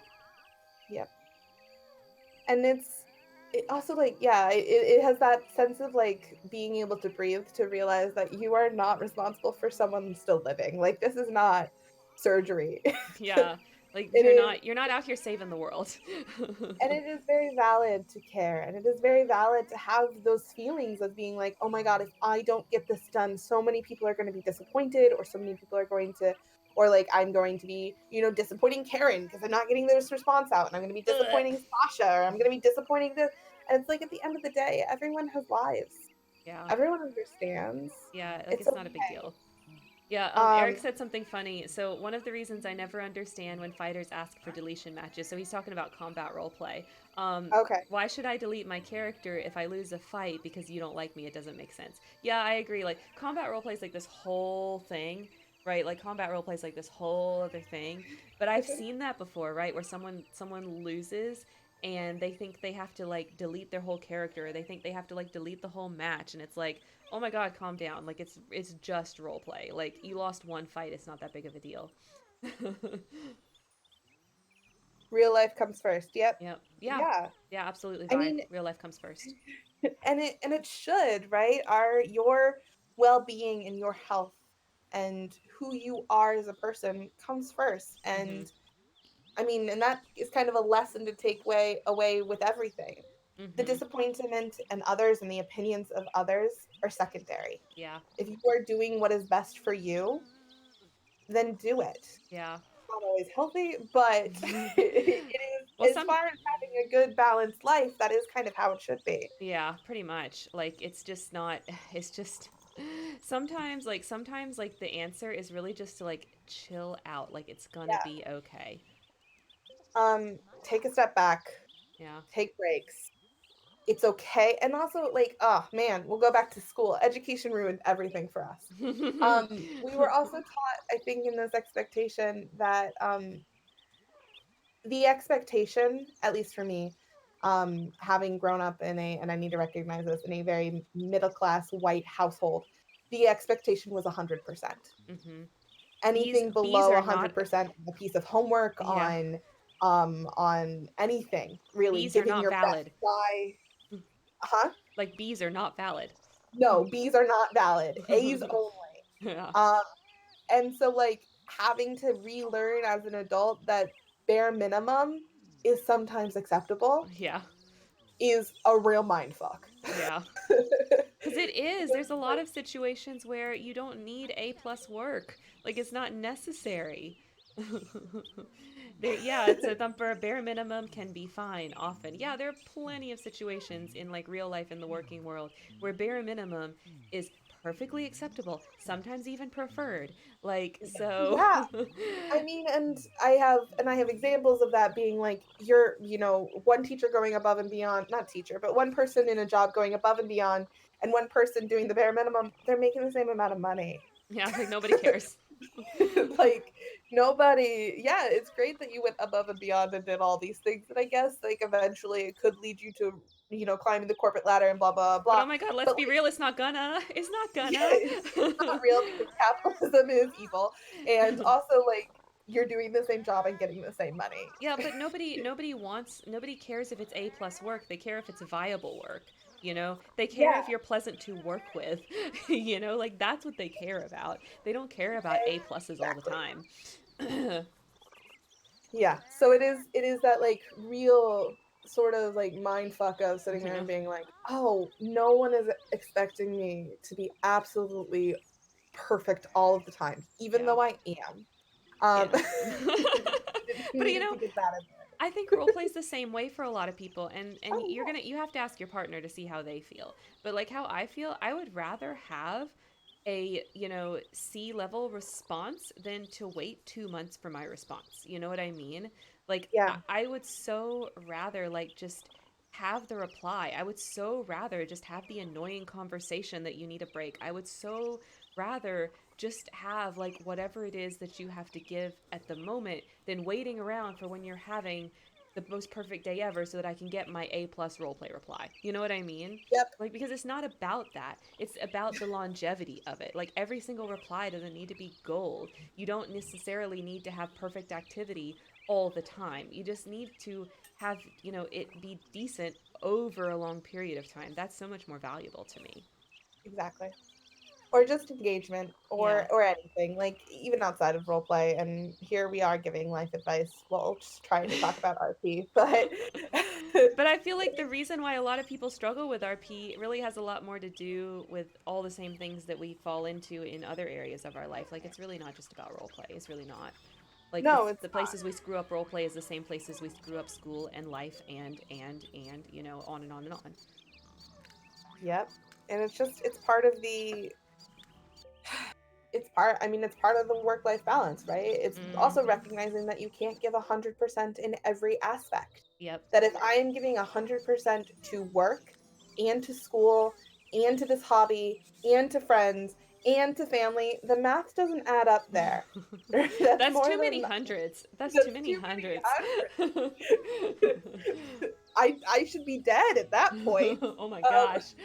Yeah, and help it's ourselves. Giving 110% gave me carpal tunnel in both hands and three different complexes. I mean, but that's a like, big okay, mood, right? hold on, since we're talking about this, it is literally like I hate that saying. I hate the give 120, give 110%, give it 105% because you literally can't. Because 100% is literally the most you are capable of doing. Right? Like it's crazy. And that's why I feel like uniquely blessed in regard to everything that's going on right now because I do have a very a CEO at my company that's as good as a CEO can be, right? But he says, he says things like we want you to give 100%, but we recognize 100% is not the same every single day and that you're not going to be able to do that every single day. 100% one day might look totally different than 100% another day depending on what the hell else you have going on, right? And because corporate values and stuff like that's where he talks about it, right? Yes. And I think that's so right. Like yes, you should be giving your all when you role play. Like you should, just like any hobby where you have to please other people or anything where you have to please other people. Yes, you should be giving 100%. But that's within the reality that 100% isn't the same 100% all the time because you have Mhm. other stuff going on. Yeah. And that means sometimes 100% is actually 0% and you need a break. And it is okay to take one. Yeah, it's okay. It's okay to take one. Um, so yeah, I think that's we mentioned self-care very Hmm. briefly. Um, Do we want to go back to that? yeah, I mean, we could talk Okay. about what that looks like. I think that this idea of what self-care looks like has kind of been memeized. Mememized? Yeah. I don't know the verb for meme. Maybe Uh, memeified. Memeified, Does I that like sound it. right? Okay. That sounds better. Has kind of been memeified because everything is self-care these days.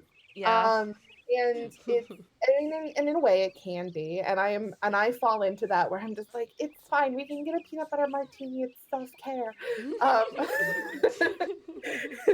You can get an Apple Watch. It's self care. it's no, that was just a blackout. Uh, but, yeah, I'm so sorry for you guys who missed the first 20 minutes, you don't get that joke. Sorry, Anyway, that was a callback. um, self-care is making sure that you're drinking enough water. Mhm. It's making sure that you are eating. Mhm. It's making sure that you're eating not just chocolate, which is really just in front of me. Um, it's Mm, I want it's some making chocolate. sure so I have a Reese's, I'll send it to you. Thank you. It'll be so Um, melty by the time it gets here it in will the be mail. so melty. It's making sure that you are reaching out to friends and family and socializing to the extent in which you can. That you're not isolating, that you're not um, you know, down that you're not, giving into your wants to kind of down spiral. It's making sure that you are exercising, which I hate, but it's making sure you're doing that.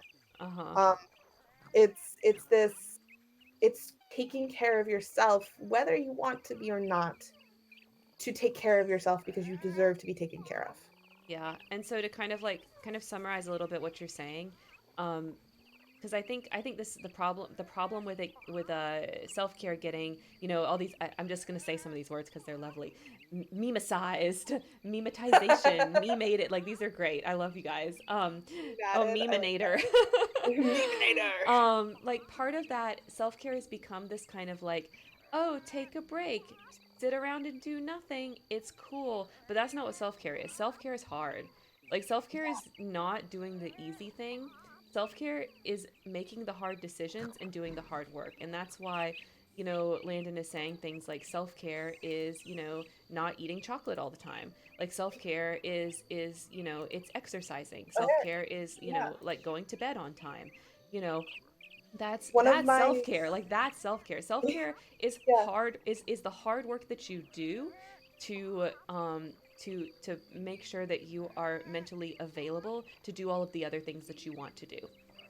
Yeah, my self-care, like one of the biggest examples when I talk to people about my self-care is that I have tally marks on a whiteboard by my door to remind me how many days I've done dishes in a row. Because if I don't, then I won't do dishes. And then I will have a disgusting kitchen. So And this is then one I of the things will where live in if you skip a day, you can't do it anymore. that. No, if I skip a day, I have to start over. Oh And it, God. but which sucks. It is like adds a little bit of anxiety, but it adds also that like, oh my god, I got 10 last time. I can do 12 this time. And things like that. So self-care is really like making sure to take care of yourself to set you up for the best possible circumstances of your life. Yeah. Yeah, it's about making sure that you're doing the things that you need to do that are within your control. Thumper has a funny one. Self-care is doing your replies at 3 a.m. on Monday to avoid the guillotine of the activity check. So for you guys that don't No, know, I check activity when I wake up on Monday morning, so it normally goes up between 6 a.m. and 7 a.m. Eastern time. So Thumper's talking hold about up. the mad dash when you realize you've screwed up activity, but you don't actually want to take a hiatus, so you go and do all of your replies like at 3 a.m. Listen, no, this is actually so, so important. And I appreciate the joke thumper. I so much do. But no, self-care is going to bed, realizing that you will wake up to notifications on Monday morning, but that you chose and prioritized sleep over that. That's the realness, Because though. I have definitely done that several times in the last few weeks. She's hissing at you. That's real, though. That's real. Like realizing that, like, shit happened and you need to sleep and you're just gonna have to deal with the consequences on Monday. And that's okay. And that Karen very first of all, Karen never out loud judges us. I mean, it's Uh, fine. Like those activity checks are there because I know the reality of the situation that y'all need reminders, like they're not yeah, there to make you feel bad like you failed at role play. Like that's not a thing. Like even if you got 3 activity strikes and got like kicked out of the role play, like you still didn't fail at role play. You just, you made that decision and that's what happened. Like it's not like the end all be all, right?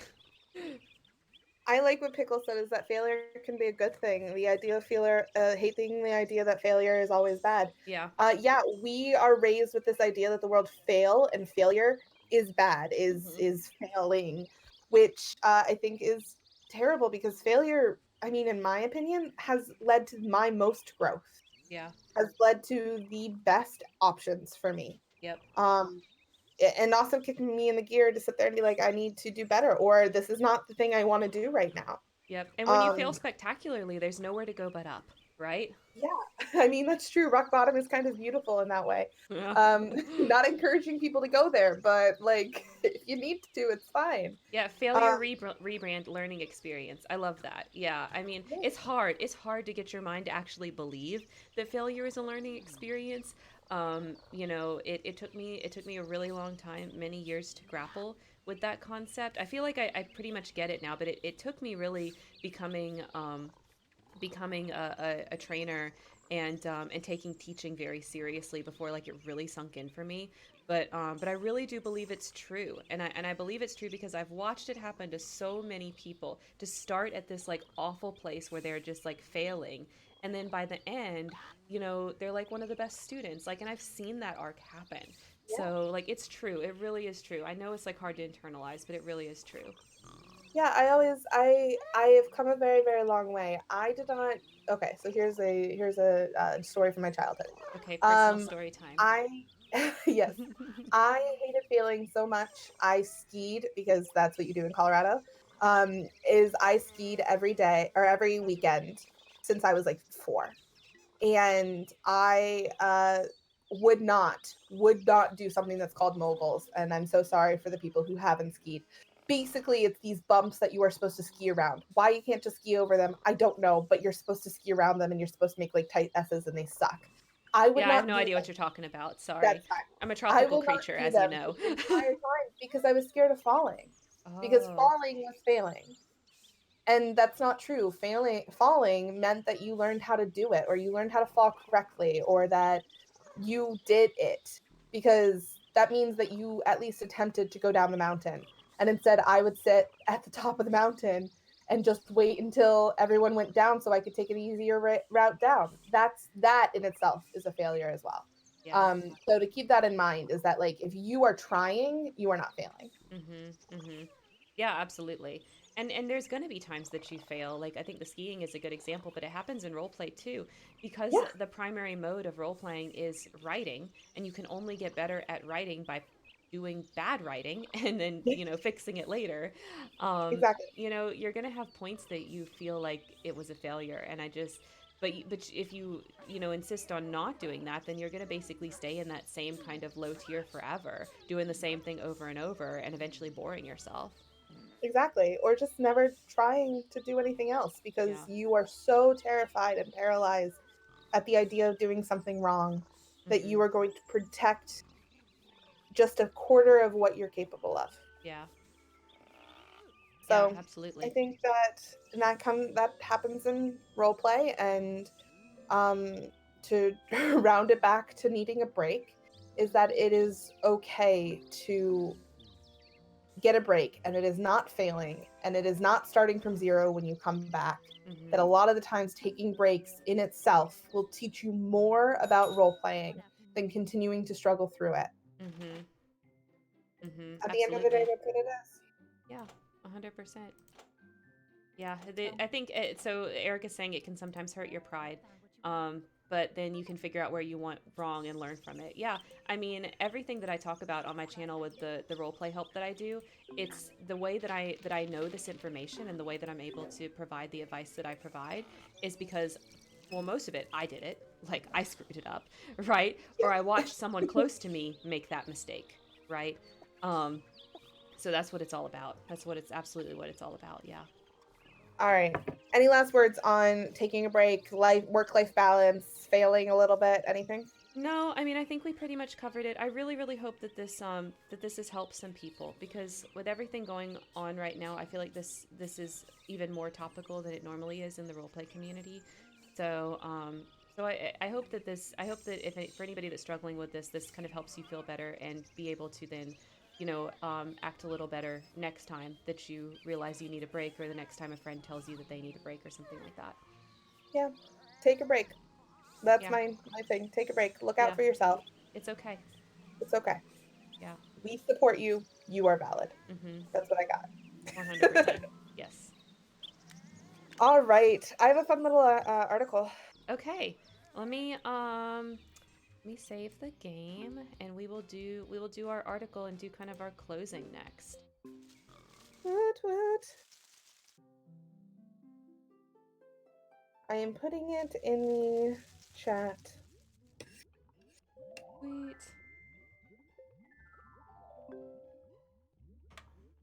Go. I had to get back to my desktop. How Let's dare open up you? Chrome and all right. There we go. Okay. Oh, I'm starting to really love this site. Good News Network. A lot of y'all's It is. articles that you pull from here, and I'm really loving it. I'm digging this It thing. is. I have decided that this is particular. This is where I'm going. This is your We need first good stop. news at the end of. We need some good news at the end of every week. So that's what this is. Yes. Okay, so our article is Cancer Survivor Becomes First Woman to Complete Grueling Triathlon Covering 330 Miles in 5 days. Holy crap, that's freaking I would amazing. I would just like to say I have been alive for 27 years and I'm pretty sure I haven't gone 330 miles. Ever, right? I mean, maybe in a car, but not Wait, like oh with yeah, my I've body. traveled, but not with my body. My Yeah. body, there's no way. I mean, maybe, probably realistically, yes, but like 330 miles is so much. Holy crap. So It's like from here to Boston. it took her almost 5 days. Yeah, Um, yeah, 4 days, 23 hours, and 41 minutes. Holy crap. I can't. Like, my mind is blown. Like, I would die. I can't handle missing one night of sleep, let alone 4 nights of sleep to do some. hallucinations. Yeah, I would. I would be straight up hallucinating. Well, she Straight said up. the article, it says that she does. Oh, It says that God. she battled through severe pain, cramping, and hallucinations. I'm trying to find the quote here that she says that. It starts setting off at 6:15 a.m. on Friday. It's farther up, isn't it? There we go. Setting off. Okay, it was right before the sentence that I saw. Severe pain, Yes. cramping, hallucinations, but she pushed on.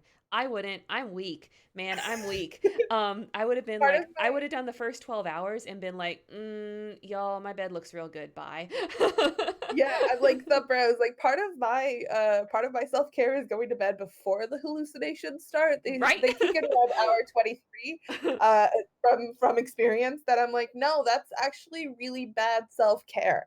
But But you okay, know, but it sounds like she, she was a survivor and she was probably grappling a lot with her yeah, mortality, right? So this is probably very good for her in the long run. and she So probably took a lot of breaks between, the start and the finish. I'm sure yeah, she like took several she breaks. would have had to. It would have been impossible otherwise, right? There had to have been times to sit down and stop. Like it says she didn't Yeah, eat or anything, which I believe that, but I'm sure that there. Okay, so we had some low moments, particularly when I couldn't sleep in my limited rest period. So okay, it sounds like she did try to sleep during her rest periods, but that wasn't really possible considering what she was doing. But she was resting as much as she could. yeah. But yeah, so she swam 23 miles around the circumference of the lake, cycled 205 miles with a 30,000 feet vertical climb on Mont Blanc, and then ran 105 miles with 4,000 feet vertical climbing to the Ultra Trail of Mont Blanc. Wow, wow. So this woman is badass. She found a goal and she went for it. Yeah. And I'm sure there was a lot of work that went up to doing this, right? Like she didn't just set out to do this. There had to have been a lot of training before she started this particular challenge. right? So in Yeah. addition to Oh, the yeah. 5 days that she put into it, think about like the countless hours that she probably put into it before those 5 days even started. Could you imagine though someone just being like, "You know what? This sounds like a good idea," with no previous training? I mean, I don't know. Like, it sounds crazy to me. It sounds absolutely insane to There's me. no I mean, there's no way someone would just be like, "You know what? Sounds good. 330 miles, and I have not done anything in the last 5 days but sit on my ass." Yeah, that sounds awful. Like, no. I'd be like, "Beautiful car ride, but other than that, no thank you." Yeah, not into it. Oh my gosh. But this is amazing. This is really inspiring. She absolutely deserves to have articles written about her. I agree. With all of this that she put in. That's crazy. Well, more power to her, right? Yeah. I hope we all can, do the steps that we need to do to reach whatever goals that we set, right? Yeah, and if you're going for 330 miles, awesome. If your goals are just to get replies out before Monday, even better. Yeah, I mean, sometimes that's the best you can do, right? Sometimes that's the best you can do. Okay, that was a good one. I just want to open this back up again to show everybody one more time. I announced this at the beginning of the stream, but just to kind of like reiterate a little bit, I have made a small change to my Patreon tiers.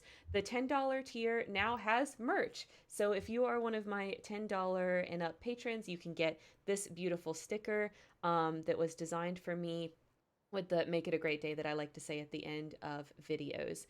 The way that the merch works on Patreon is you do that tier for 3 months and then you get the merch sent to you. So if you're on that $10 tier, then the first you're gonna get the PDF copy of my book immediately. But then once you reach month 3, Patreon will send you this beautiful sticker that you can stick wherever it is that's you like to stick stickers.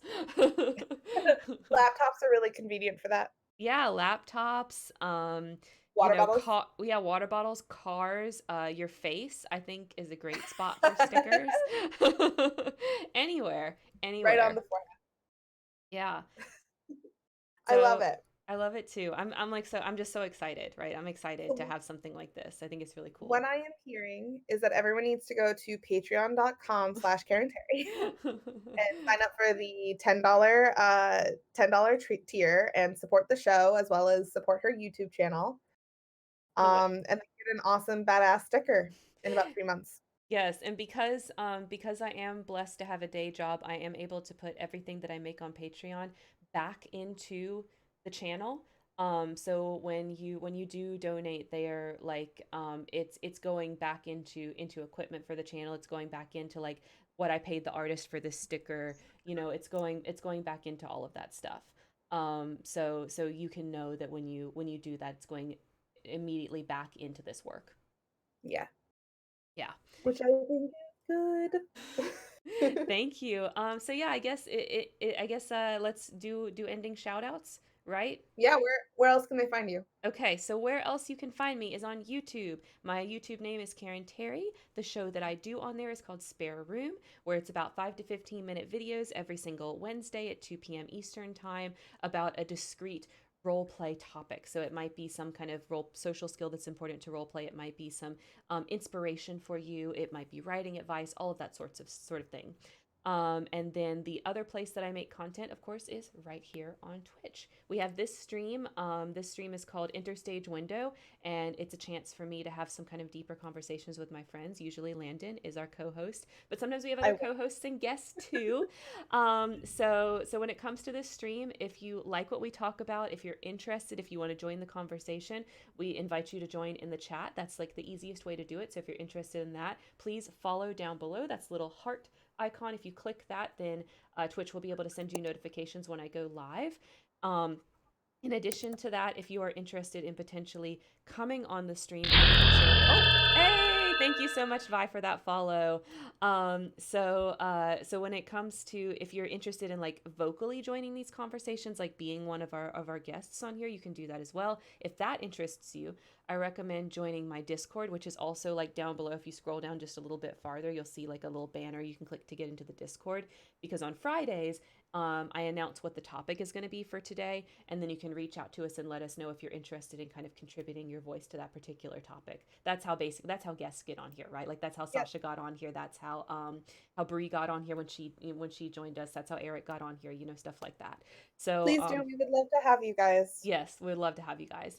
And then the other place that I actually post stuff that's not just reposts of my videos and things like that is Twitter. So if you're interested in seeing my hot takes, then my Twitter is it's Karen Terry. The Twitter is 18 plus. So the Discord actually is as well. So if you're younger, I'm sorry, YouTube is the place for that you can find me. But otherwise, if you are most of my viewers are over 18, then there's my Twitter and the Discord as well.